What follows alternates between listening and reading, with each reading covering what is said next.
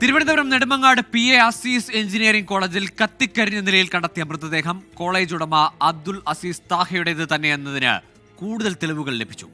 Abdul അസീസിന്റെ mobile ഫോണിലെ ഗാലറിയിൽ നിന്ന് ആത്മഹത്യാക്കുറിപ്പ് കണ്ടെത്തി. മരണമല്ലാതെ മറ്റൊരു വഴിയില്ലെന്നാണ് ആത്മഹത്യാക്കുറിപ്പിൽ പറയുന്നത്.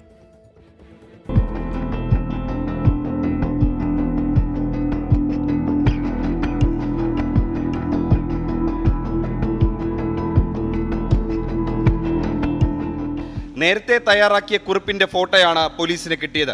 കടബാധ്യത ഉണ്ടെന്ന് തെളിയിക്കുന്നതാണ് ഫോണിൽ നിന്ന് കിട്ടിയ കുറിപ്പ്. മൃതദേഹത്തിന് സമീപത്തെ കസേരയിലായിരുന്നു ഫോൺ ഉണ്ടായിരുന്നത്. ആത്മഹത്യയുടെ ദൃശ്യങ്ങൾ എടുക്കാനാകും ഫോൺ കസേരയിൽ ചാരി വച്ചിരുന്നതെന്നാണ് പോലീസ് സംശയിക്കുന്നത്. പക്ഷേ മൊബൈൽ ഫോണിൽ നിന്നും മറ്റ് ദൃശ്യങ്ങളൊന്നും കണ്ടെടുക്കാനായില്ല.